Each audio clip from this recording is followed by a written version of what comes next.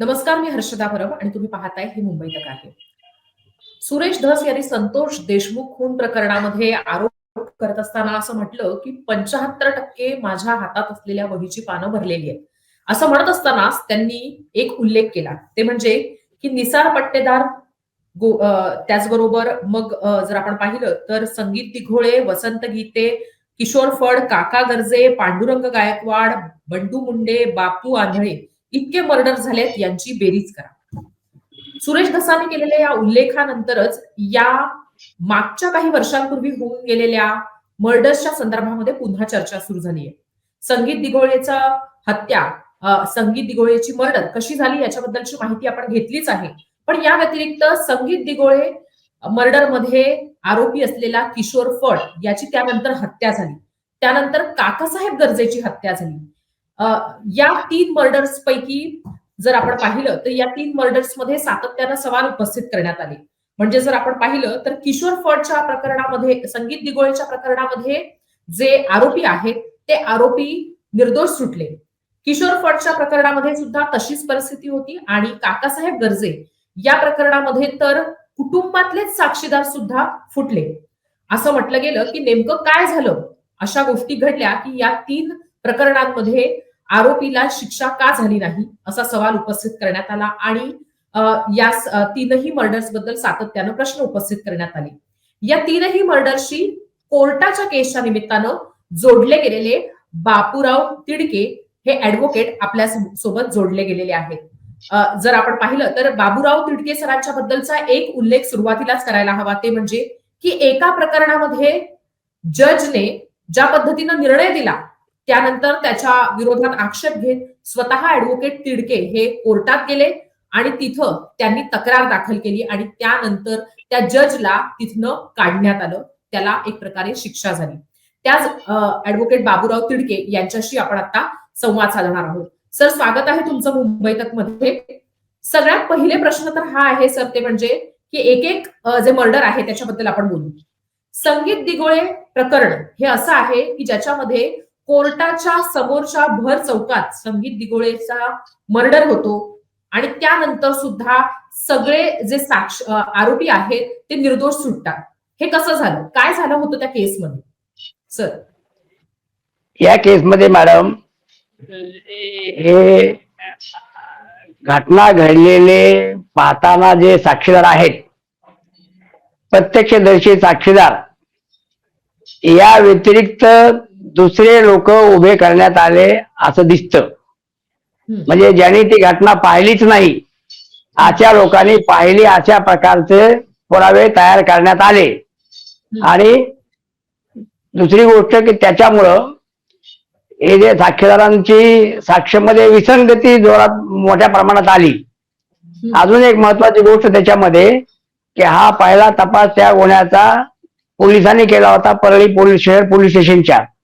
त्यानंतर तो तपास सीआयडी कडे देण्यात आला.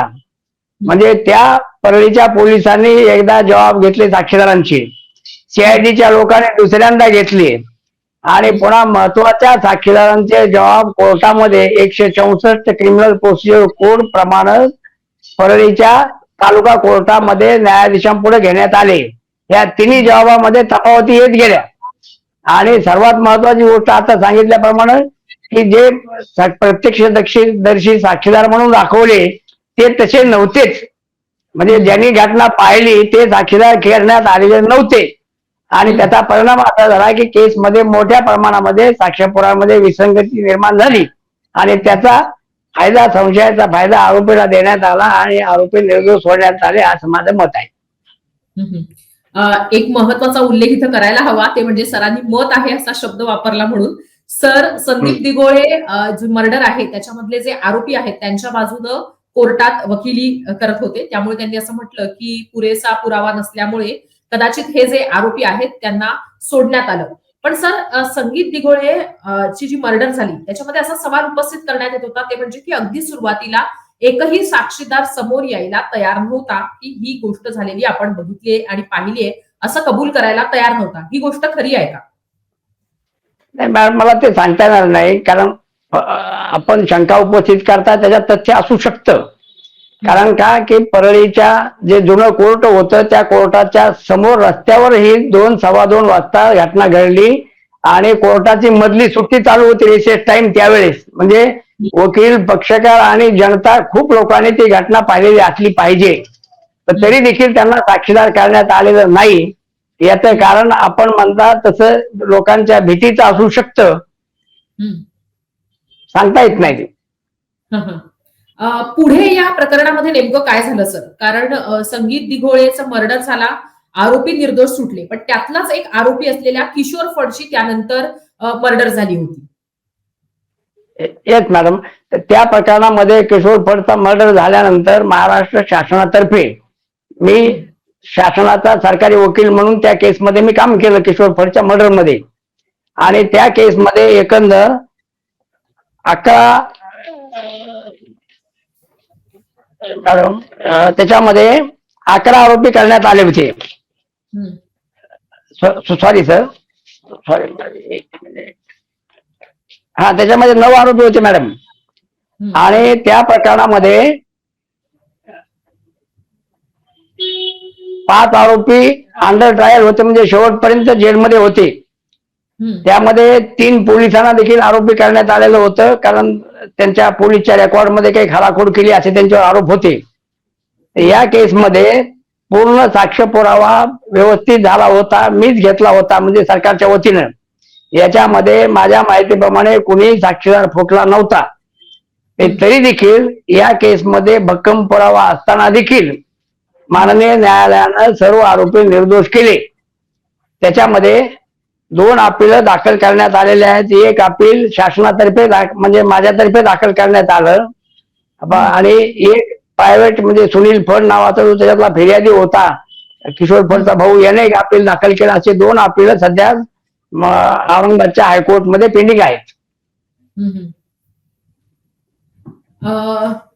किशोर फडच्या या सगळ्या प्रकरणामध्ये तुम्ही ज्या पद्धतीने पब्लिक प्रॉसिक्युटर होता, नेमकं ही घटना काय होती? म्हणजे काय झालं होतं, कशा पद्धतीनं हा मर्डर झाला होता, त्याचा मोटिव्ह काय होता, या गोष्टी समोर आल्या होत्या का? आणि किशोर फडच्या मर्डरच्या अनुषंगानं तपास कसा करण्यात आला होता?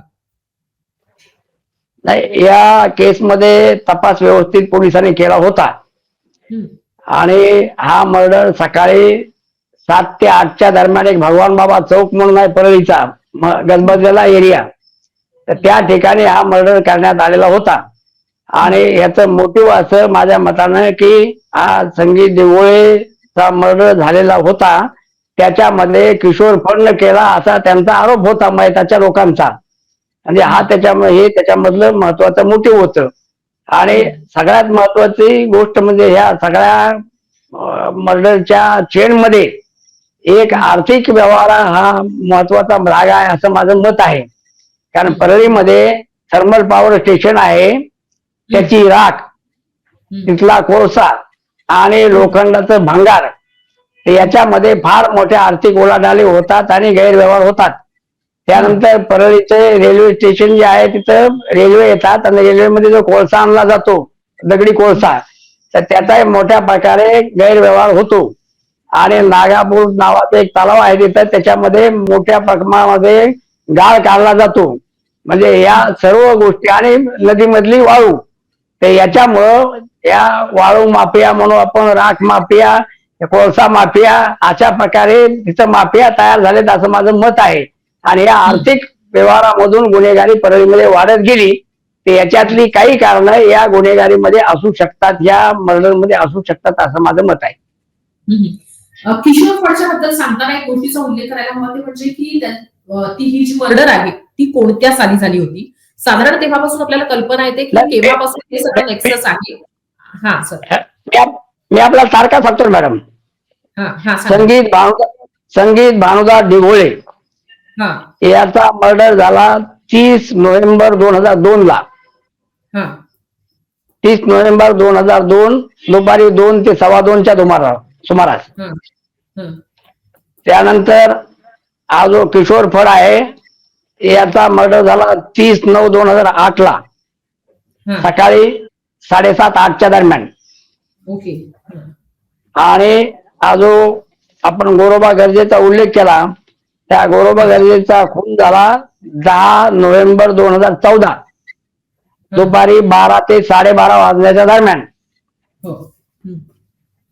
अ, मला किशोर फडची जी मर्डर झाली त्याच्याबद्दल प्रश्न आहे. त्याच्यामध्ये जर आपण पाहिलं तर आरोपी समोर म्हणजे जे होते ते समोर आले होते. पण किशोर फडच्या प्रकरणामध्ये म्हणजे जेव्हा तपास केला जात होता तेव्हा काय गोष्टी समोर आल्या होत्या? म्हणजे जसं तुम्ही म्हणताय त्याप्रमाणे दिघोळेची मर्डर किशोर फडने केली असं वाटूनच त्यातनं किशोर फडची मर्डर झाली. पण या व्यतिरिक्त काही राजकीय कारणं सुद्धा याच्या मागे होती असं सुद्धा म्हटलं गेलं होतं. तपासामध्ये या गोष्टी पोलिसांच्या लक्षात आल्या होत्या का? समोर आल्या होत्या का? नाही मॅडम, राजकीय कारण तपासामध्ये कुठेही रेकॉर्ड आलं नाही.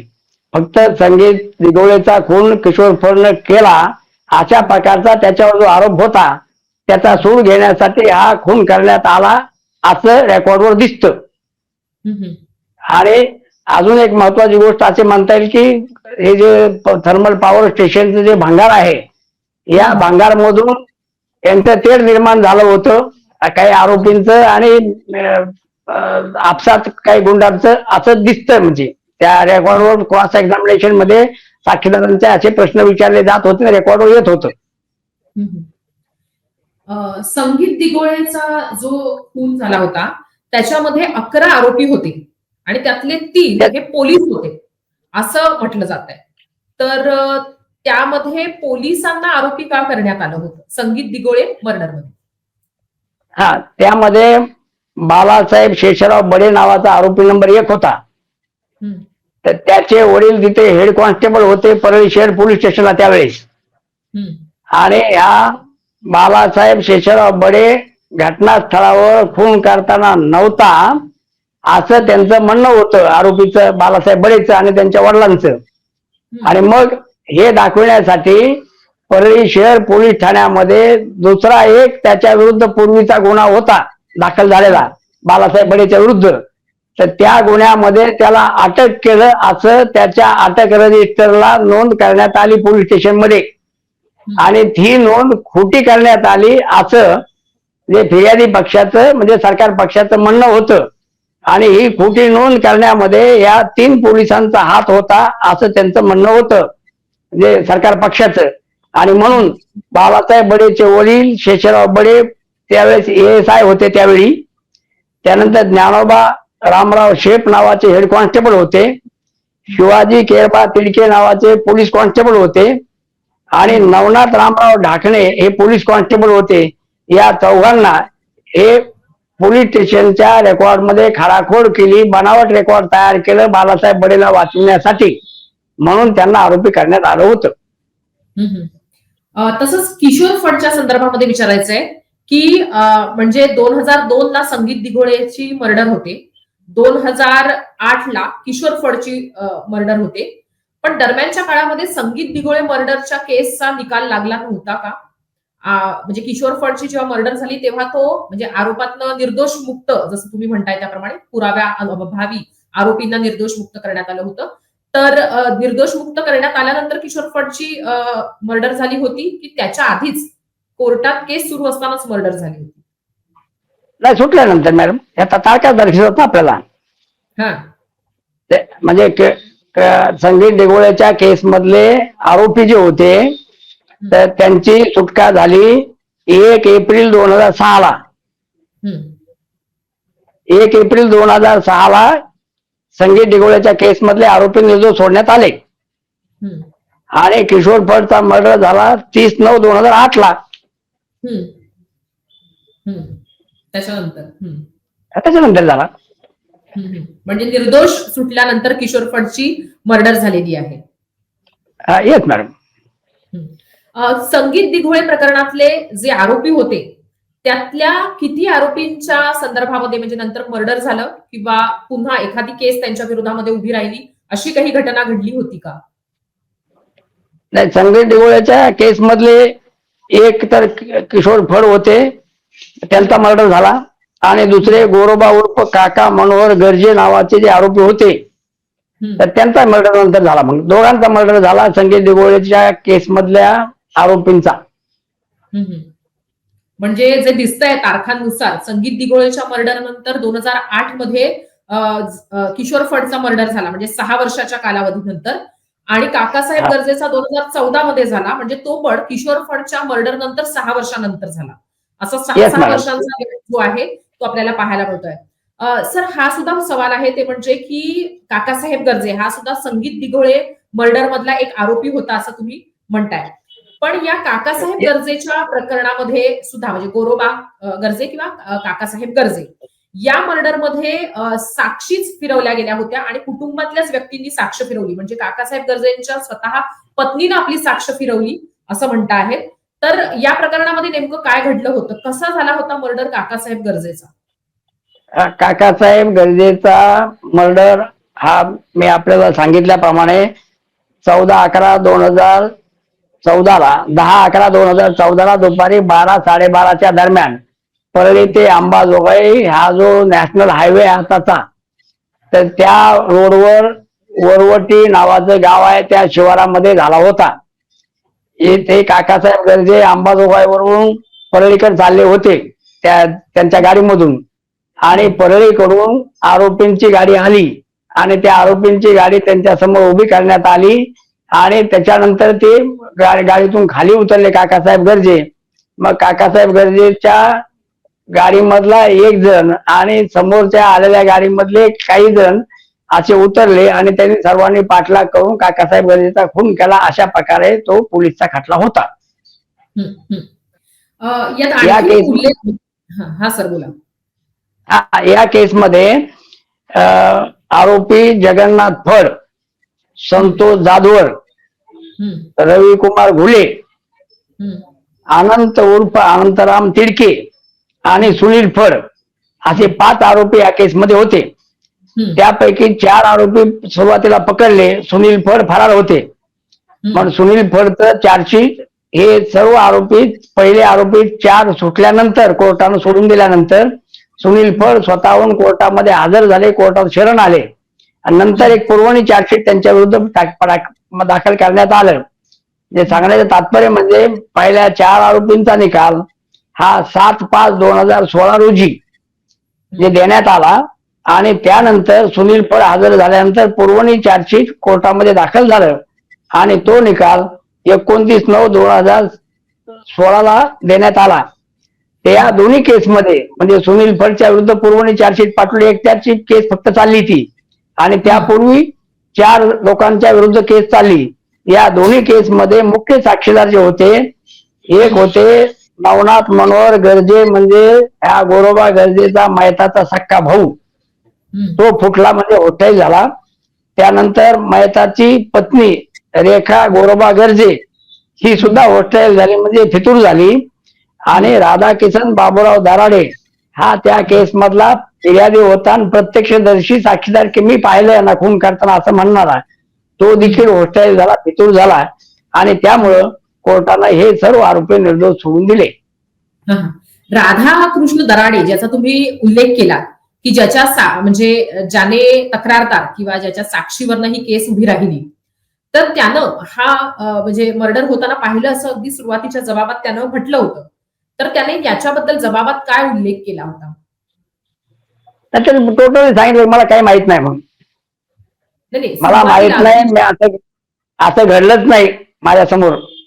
हे तर त्याने नंतर साक्ष फिरवल्यानंतर म्हटलं असेल ना, पण जेव्हा तक्रार साक्षी फिरवलं अगोदर त्यानं फिर्याद देताना मी जे आता सांगितली तसंच त्याने सांगितलं होतं ना, गाडी इकडून चालली अंबाजोगाईकडून गोरोबा गर्जेची, समोरून आरोपींची गाडी आली, हे सर्व त्याच्या फिर्यादीमध्ये त्यानं म्हटलं होतं ना अगोदर.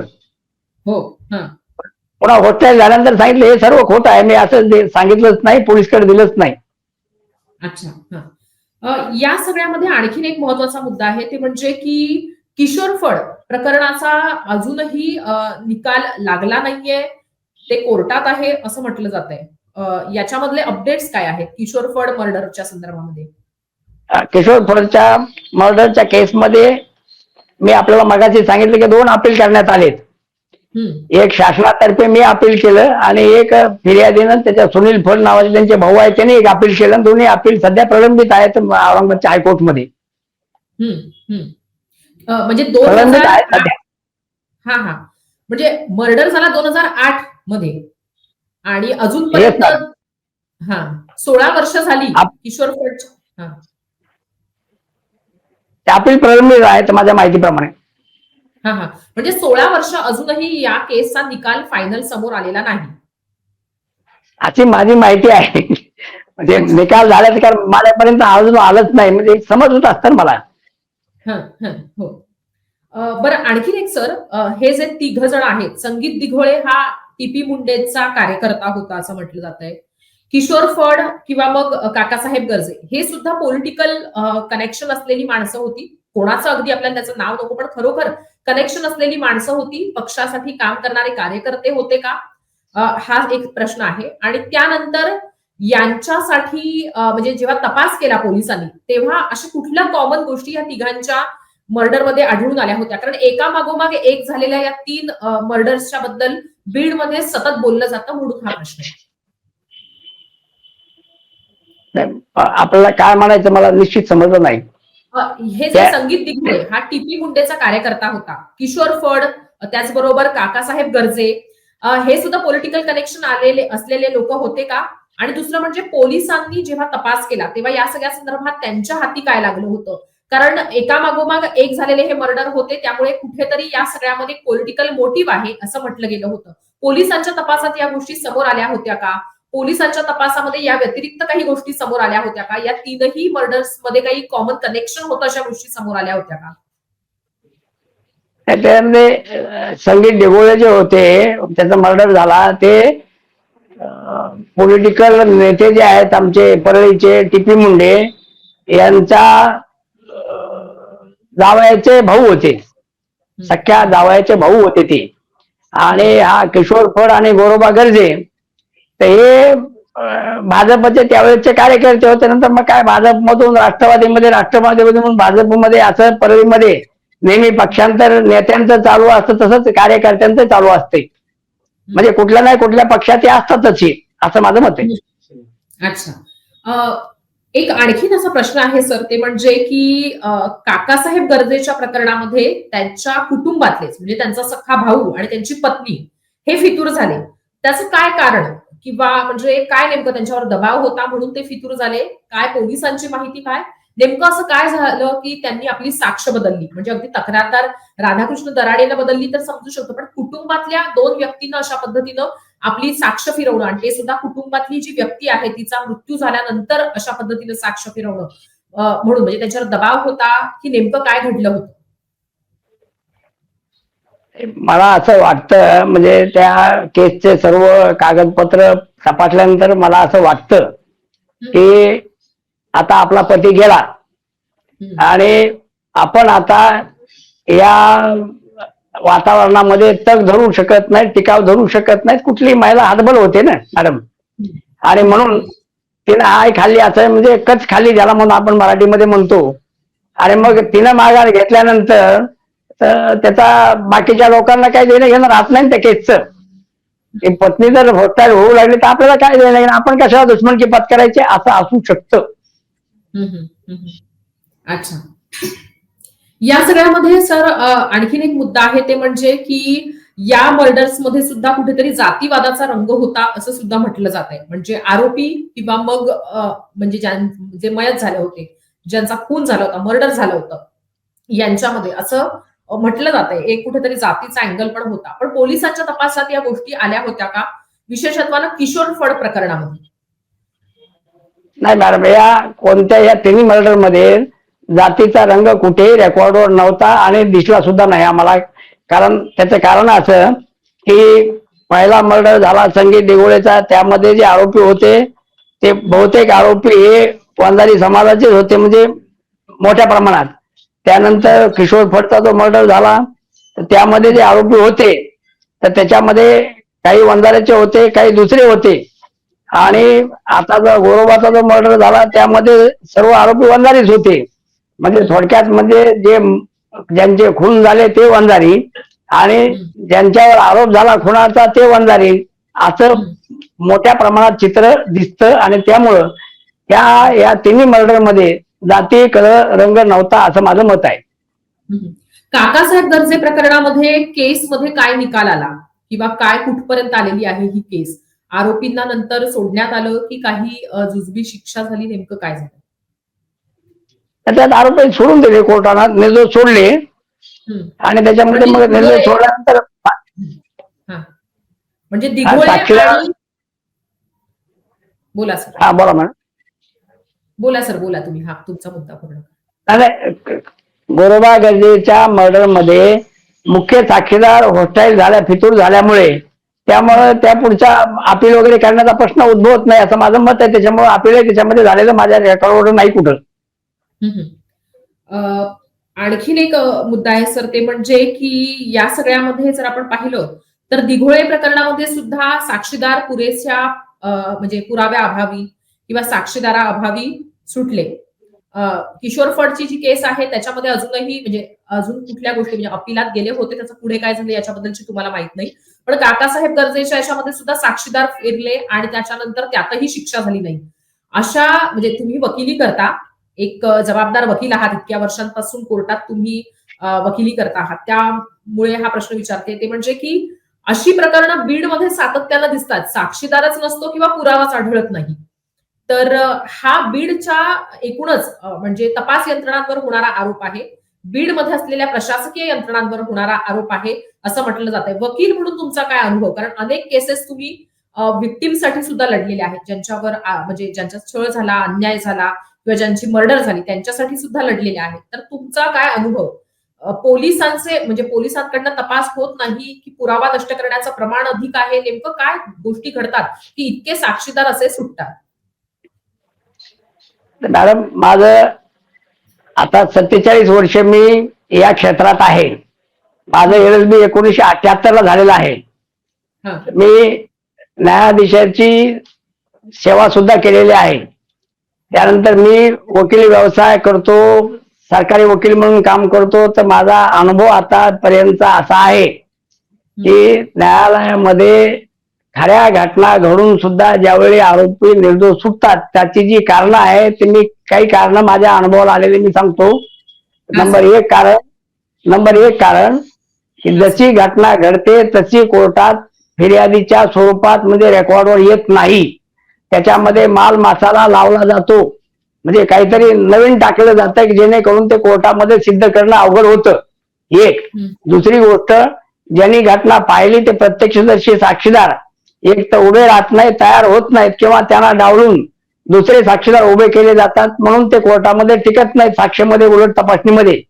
तिसरी गोष्ट, जे पोलीस तपास करतात त्या पोलिसांच्या तपासामध्ये बऱ्याच मोठ्या प्रमाणामध्ये त्रुटी ठेवल्या जातात किंवा जाणीवपूर्वक ठेवण्यात येतात. अजून महत्वाची गोष्ट म्हणजे ज्यावेळी तपास चालू होतो पोलिसांचा त्यावेळी पोलीस काही जबाब घेतात आरोपींचे, साक्षीदारांचे, आणि त्यानंतर तपासी अधिकारी काय करतात की कोर्टामध्ये हा साक्षीदार पुन्हा फुटू नये म्हणून तालुका कोर्टामध्ये त्यांचा जबाब घेतला जातो. त्याला कन्फेशनल स्टेटमेंट म्हणतात. आणि मग काय होतंय की पोलिसांनी घेतलेला जबाब आणि तालुक्याच्या न्यायाधीशाने घेतलेला जबाब याच्यामध्ये तफावती येतात. कारण पोलीस पाहिजे तसा जबाब घेतात त्यांच्या फिर्यादीप्रमाणे, त्यांच्या केसच्या सोयीप्रमाणे. न्यायाधीशाला त्याचं देणं घेणं नसतं. न्यायाधीश त्यांच्या हिशोबाने त्यांच्या पद्धतीने घेतात. दोन जबाबामध्ये तफावती येतात. आणि अजून तिसरी गोष्ट मी आपल्याला सांगितली म्हणजे जबाबाच्या बाबतीमध्ये, तो तपास जर पोलिसांकडून पुन्हा CID कडे गेला म्हणजे दोन तपास यंत्रणा निर्माण झाल्या नव्या. मग एक पोलिसांनी घेतलेला जबाब, दुसरा CID ने घेतलेला जबाब आणि तिसरा तालुक्याच्या न्यायाधीशापुढे झालेला जबाब, या 3 जबाबामध्ये मोठ्या प्रमाणात तफावती आल्या की त्याचा फायदा आरोपीला मिळतो. आणि या पुढचा भाग असा आहे की ज्यावेळी तपास करून चार्जशीट कोर्टामध्ये दाखल केलं जातं त्यानंतर तिथं रोल चालू होतो सरकारी वकिलांचा.